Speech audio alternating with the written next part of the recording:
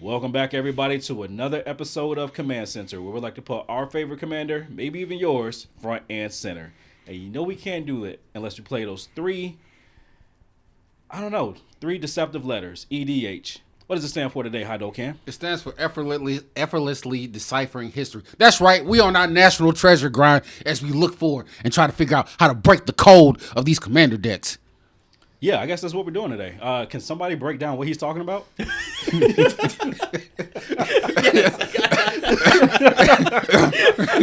honestly don't think there's anything to add. I don't think there's really much else I can say. It's like the crazy dude yelled at the stop sign for it to turn green. Like it made sense, but then it didn't. But like, what does he? It's like, oh yeah, that's awesome. But what does it mean though? So what we're gonna talk about today is we did a video in the past talking about commanders we just could not solve. Commanders we've tried to build over and over, and every time we try to play it, it just does not work. Today we want to do a follow-up of commanders we have solved. So these are decks we've had either built or half built for like years or forever, could never get it to work, and then finally we had that like aha moment of like, oh, I needed to change the commander. I had to change the strategy. I had to change something about the deck. Maybe in Kent's place you put more than 12 lands in the deck, and all of a sudden it made things start working. I refuse to put more than 20 lands in a deck. I think y'all are crazy. So we're going to go ahead and talk about these like breakthrough moments that we've had deck building, what brought us there, and maybe it'll help you kind of get through some of those like brain farts that you're going through as you're trying to make these decks either feel your own or work in the way that you want. And we talked to several people about this because sometimes it's like you love the commander, you love the flavor, but it's not treating you the best that it should. Like it keeps letting you down. You know, why don't it love me, Uncle Phil? But then you try to figure out a way around it and find a better solution for you. Yeah, sometimes it takes a lot of smashing your head against a wall to get there, but eventually we all do. Or it just takes 1,000 new cards being reprinted. That's also very valid. Yes. Or eventually you leave Jada. Anyway, wait, what are we talking about? Where did that come from? Ken, you kick us off. What's the first? We need to take you're gonna take a second. So, what's the first card that you solved over?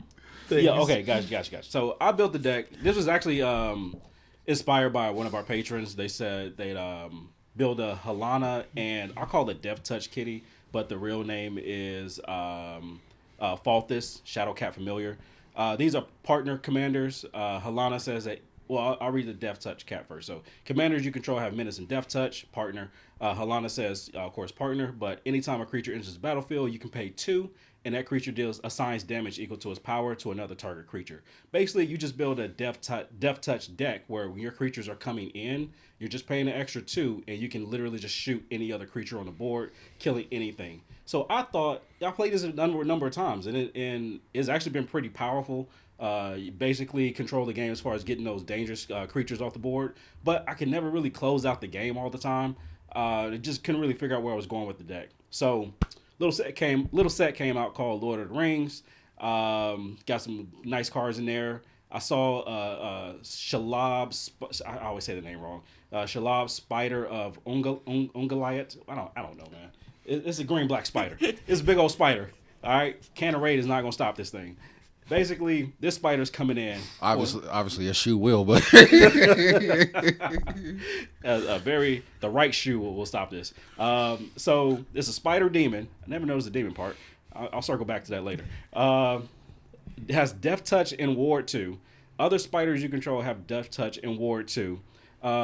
Essentially, this is a spider type deck. So put in a bunch of spiders. My spiders are coming in with Death Touch. I can essentially kind of do the same thing with that I was doing in the Death Touch deck, because now all my creatures are still have the Death Touch, even if they don't already have it. Basically, when my spiders are dealing damage to other creatures, I'm getting food tokens off it. So it's more bang for my buck other than just killing creatures. I'm making food token copies of their creatures as well. I'm having more fun with this deck. It's an actual other theme around it. So it's like 2 themes in one almost. It's like a taco inside of a taco inside of a. I can't say none of that. immediate. He didn't say anything bad about it. I think we should just leave it a mystery to what Ken said. Nobody knows. All right. What was he talking about? So essentially, this is like 3-in-1. I'm getting food. I'm getting token copies. I'm getting spiders. I'm doing the Death Touch thing, and I can also carry over a lot of those creatures over from the Death Touch deck into this as well to just enhance it, because you don't really want to play all the spiders. A lot of them are good, but not all of them. So, and the last thing I'll definitely say, if you want to just get really weird with this, so let's say you have some creatures that are not spiders. Masswood Nexus says, yes, they are. Mm-hmm. Yes, they are. Spiders everywhere. I believe a great Sam Jackson once said, "I'm sick of all these spiders on my boat." Wait. Yeah, that sounds about right. That sounds about right. And then he got eaten by a dinosaur. Yeah, 100%. The scene in that movie, where in the TV movie, where they dub over the famous line of Samuel L. Jackson is the single greatest dub line of all time. Is this the Mickey Fricky? No, maybe it's a different one.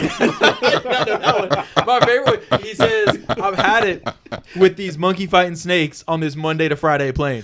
They didn't even try. They didn't even try. Maybe you saw a different version, because I saw what I saw. I wonder what, I've never heard of a Monday to Friday plane, because plenty of people fly on weekends. I need to know how this system works. I've never heard of a monkey fighting snake. That's another thing I need to know. There's so many questions that are left unanswered. But Maskwood Nexus answers them, apparently, because everything is a monkey fighting snake. Somebody please take this car.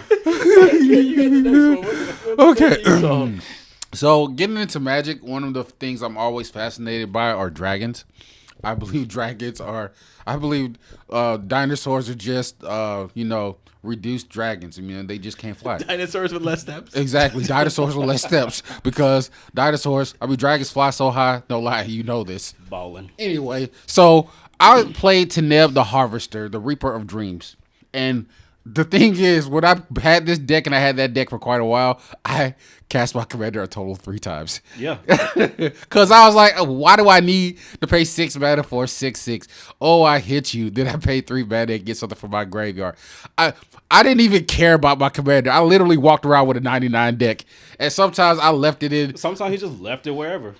In the seat of my car, in the glove compartment, in the back, behind the back scratcher somewhere. But anyway, so I was like, okay, let me try something else. Then I saw The Princess and the Frog. That's right, Thalia and the Get Rocked Monster. And I was like, okay, this is cute. Let me slide it in. And ever since then, it's been going bonkers. He cast that commander more than any commander I've ever seen. Exactly. Every game the man gets has cast. like 35 decks. He cast that commander more than any other commander deck that he has. Yeah, that's a good point. I think that's the only commander I've ever seen you cast every game. Maybe outside of like Brea, but it's consistently. Sometimes he doesn't cast Brea. And that deck is brutal now because to quote the great T-Pain, she hit the flow. Next thing you know, everybody else got low. That's what I'm talking about. Yeah. So it's interesting. So the first two, both for both of y'all, it was new cards being printed that kind of opened up something that y'all were already trying to do. My first deck I want to talk about is Talran. So Talran Sky Summoner, it's a classic commander. I feel like one of the, like, when EDH was first a thing, it was printed back in like 2013, 2014, something like that. It was like one of the first like early, like really popular commanders. Back in the day, it was known as like super oppressive because people would just play Talran and all counter spells. And it was just meant to like basically make your friends angry and not invite you back. So I was trying to find a way to build a token deck out of it. And for the longest time, I had this deck sleeved up and wouldn't play it because it felt like the deck had so much removal. You wanted like up near 40 instants and sorceries in the deck to make Talran's ability worth it to keep getting these Drakes. But the thing is, in 2020 to 2023 Magic, really the last few years, making 2/2 Drakes really isn't that powerful anymore. Mm-hmm. So I would be countering people's spells, be bouncing their creatures, interacting with the board, making everybody else angry at me, making me the target. And all I had to show for it was like 3 2/2s. And it just was not working. It felt like every time I played the deck, either Talran got killed, and I'm in mono blue, so I was just getting taxed out, or I would end up with like 4 Drakes and a table of people just ready to attack me because they just assumed I had counter spells. So what I ended up doing is actually having to rework the entire deck over the course of the last like year, and basically took it down to where it's maybe like 4 or 5 counter spells tops in the whole deck. And instead of running all this instant speed interaction, I went all in on like cards like Peek, like 1 mana, look at a player's hand, draw a card. Get Probe. Basically every card a Shadow Rift that gives something shadow and draw a card. Every card that is 1 mana in blue Cantrip. that is a cantrip, put it in there. I don't care how bad the effect is. In fact, the worse the effect is, the better. Because when I'm sitting there giving things shadow, looking at my own hand, and just doing the dumbest things and getting my Drakes, I actually have a chance to build a board before everyone decides you need to die. And it made the deck so much more fun. It didn't feel like before with Tower In, it felt like I always was the bad guy and I had to feel bad because I was ruining everybody else's plans. Now, honestly, I don't even interact that much. It's all about keeping my mana up, doing all this instant speed stuff on end steps, and building up an army of Drakes instead of being that oppressive deck. And yeah, it took it from a deck I almost never played to a deck I play all the time now. And what's amazing about that deck in general, because I've seen it in action, is that it still sucks. Because all it takes is what Ellis Dorn to shut all that down. To be fair, yes, it's still not a good deck, but it's a lot more fun to play, and it doesn't feel like I don't get a side eye now when I pull it out. It's like a much more like fair. Hey, some people have fun ice skating uphill. I mean, I'm not gonna stop you. I love my little fishy friend Tower. It's another merfolk, so it's just on theme with Ken not liking it. So, what is the next deck that you feel like you solved? All right, so I don't know what it was that drew me to this commander, because I normally don't even really play these colors that often, but I built the Heliod, the Radiant Dawn deck, and not for the front side, which basically says when it enters the battlefield, return an enchantment. But for that back. For that back. The 3 and that 3 and what's the Phyrexian? Yeah, the Phyrexian mana. Yeah. The blue Phyrexian mana. Mm-hmm. You can flip it over, and boy, nobody sees this coming. And I usually have to explain this before I start the game. But basically, it says the more cards that your opponents draw, the cheaper your spells become, and you're playing at flash speed. Gotta love the flash speed. It's the fairy with extra steps. It's okay. Yeah. All right, so I keep it fair. I don't put like evasion on Heliod. I don't give it indestructible. I don't give it like the cloak or anything. So I leave it open for everyone to get rid of it when they want to. But I've learned that Magic Commander players are greedy. You let them draw cards, they will leave you alone for a little bit. So I make sure the table can draw as many cards as they want to. Force Fruition. I threw this card into this deck. It got nuts. Somebody drew 28 cards in one turn. Every time you play a spell, you draw 7. Every time an opponent plays a spell, they draw 7 cards. He couldn't stop. He couldn't help himself. He was like, I got to play another spell. 7 cards. Ooh, my spells are reduced by 7. I got to play another spell. 7 more. Ooh, my spells are reduced by 14. Guess what? I got Eldrazi's in the deck. Can't be mad at me because I'm letting you draw all the cards you want to, but I'm getting stuff for free at flash speed. So it's just little stuff like that. Of course, like, Quain and all the other little cards that let people draw when they want to. So I'm giving them the option, giving them the choice. You're just letting me. Oh, and don't let me have Smother and Tithe on the board, because you do know they let me have Smother and Tithe on the board when Force Fruition was out. Yeah, I just had all the treasure token and just rebuilt when I needed to. So Force Fruition, Smother and Tithe, and I just found another one today. Apparently the second Doctor is crazy from the Doctor Who set. Universes Beyond is here. Players have no maximum hand size. At the beginning of your end step, each player may draw a card. Each opponent who does cannot attack you or permanents you control during their next turn. So give them the option. You want to draw another card? Cool. Can't attack me. Who's gonna say no? Who's gonna say no? And if you do say no, I know who to come after.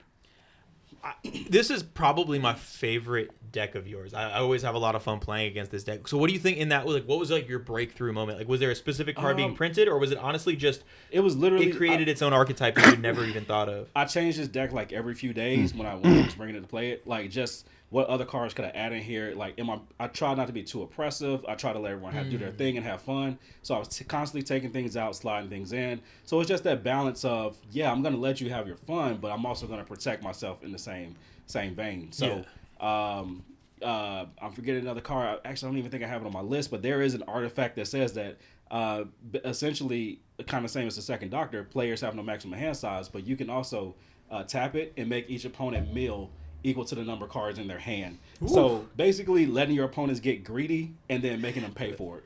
So that's how I kind of structured this deck. It is a really, really fun deck to play against. It's one of those decks that I feel like, because you take advantage of people's greed, like consistently goes off. Like, it feels like you hit that happy spot. Yeah. Ken, what is the next thing that you solved? And does it also involve giving nice things to your friends? Look at this. This whole deck was about letting his friends draw cards and have fun. What's yours next? I think the best thing you can give to a person you care about is pain and suffering. So with a little bit of Dijon mustard. So check this out. I have a deck, And I figured it out, but I also figured it out that it makes me very scary when I play this. So every now and then when I play this deck, I slide out one card. So my deck that I'm talking about is Karloff. Uncle Carl. Personally, I would just say if you have not played against Carl and Ken, don't. I personally believe it is his strongest deck.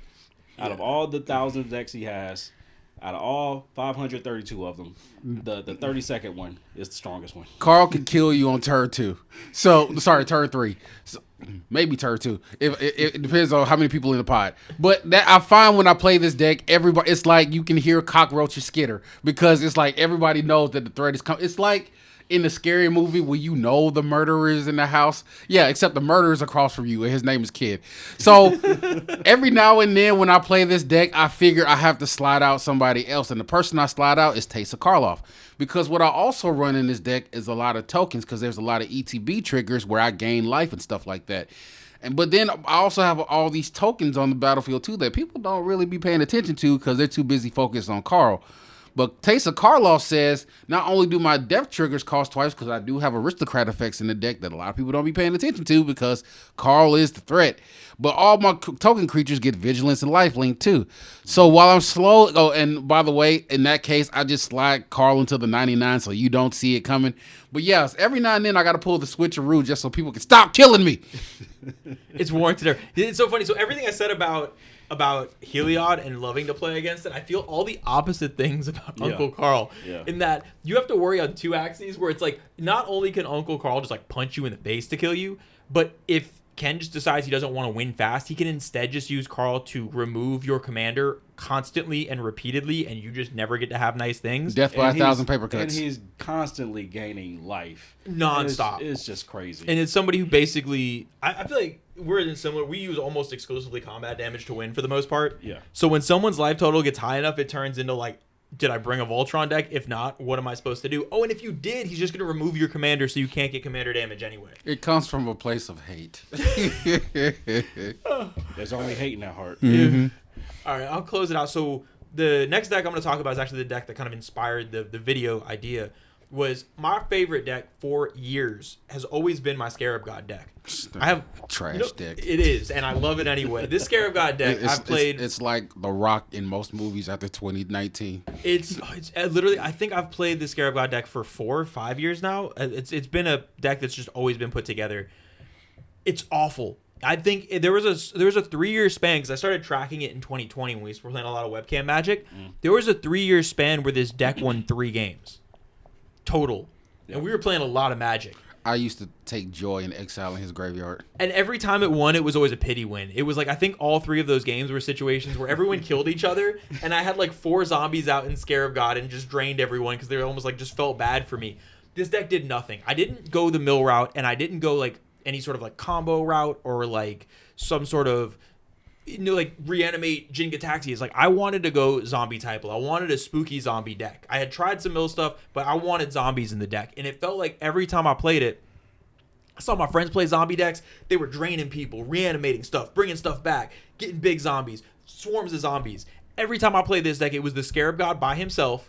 I'd cast like 2 other creatures, get board wipe or Scarab God would be removed, and every turn for the entire game would be like cast Scarab God. Somehow, and the worst part is it would never even be like it got removed because someone chose to. It'd be like collateral damage for something more important in the game happening, where it's like, I'm gonna blow this up. Oh, sorry, by the way, your Scarab God's dead too. Oh, sorry, I didn't mean to, but like Scarab God's dead. Scarab God was the kid on the seesaw by himself, just sitting down. You're like, oh, Jesus Christ. 90% of the games with his deck was just 100% just casting my Scarab God every turn. Or even if I had like 2 other zombies, the synergies with the Scarab God, the way I wanted to play the deck just didn't work. The draining was just annoying to people, and I wasn't running the type of like mill or entomb effects because I didn't want that type of deck to really take advantage of the Scarab God's effect. So it just was awful. And the thing is, the card presents as really strong. So if you haven't seen how awful the deck is, I was seen as a target so many times, despite the fact that this deck was just some hot garbage. So I refused to change it. I was like, this deck makes me happy. The art, the flavor, so many cards in that deck made me happy. I refused to take it apart. I just kept playing it. And then I had a revelation. And this happened like literally like a month ago. This is like I forgot even what caused it, but something made me like start watching lore videos on Innistrad because I just love Innistrad. and Grimgrin was there. Grimgrin with his patched together multiple face staring at me in my soul. And I was like, you know what? This card looks cool. It's from my favorite set. Let me just go ahead and give this a try. And when I tell you I changed nothing else about this deck, I took Scarab God, put him in the 99, put Grimmy in the command zone. And it took off. It does things. I have played more Magic with this deck. I realized all of these zombie synergies I needed involved creatures dying, sacking effects. All of a sudden, now that the commander's also a zombie, all these zombie synergies build on my commander as well. All these zombie tokens I had, instead of this weird drain effect, I get to build a giant Grimmy. This deck, I've been playing it nonstop for the last month. In every game, I get to do more in one game than I did in years with my Scarab God deck. It was ridiculous. It was so many zombies. Rick Grimes decided to quit the show. Yeah, it was wild. And I've never had, in a deck that was already my favorite deck, now all of a sudden I can actually play it and magic happens. It's wonderful. And I think that's kind of one of those moments of sometimes it's that simple. It's almost similar to what you were saying with the partners deck going to the spider, where it's you have this deck, you have this concept you love, and in this case, mine wasn't even a new card. My dumb self, there was a card from 2011. It took me 3 years to find out. I could have gave you mine. Literally, though. It's just there staring at me. So it's one of those things that I guess the moral of that is if you're having a deck that you love the flavor or the theme or anything like that, and it's just not doing it, swap out for another commander. There's so many commanders now. Just try it. Swap it out. See what happens. The worst that's going to happen is it's going to do the same thing. And you might find that perfect partner for that deck. Yeah, sometimes you just might be overthinking it. Just try taking that commander either out of the deck or throwing it into the 99 if you just really love it. So that way you'll still see it during the game. But there just might be another commander that's doing something a little bit simpler and doing it a little bit easier. Yeah, if it's a commander that you love and it's not working for you, let it go. And if it comes back, call a priest because that card is hunted and it should not be showing up on its own. What is it doing floating in my house? Not in my house. Not my house at all. Good life advice. So let us know in the comments, are there any commanders that you've had similar situations? Are there ones that you're still trying to fight through to figure out how to make them work? Or did you have kind of those similar aha moments of a deck that took years? Maybe there was a new commander printed, or you found that moment of yes, I can finally play this deck. This deck works. Magic is fun. Let us know down in the comments below. Definitely hit up. We have our referral link in the comments, in the description. It's going to be in the tweet that sends out this video. It's everywhere. Use the referral link to show the channel some love. Help support us. Any closing thoughts from y'all before we call it an episode? Right guard is for the left too. And also kill Ken first. Peace.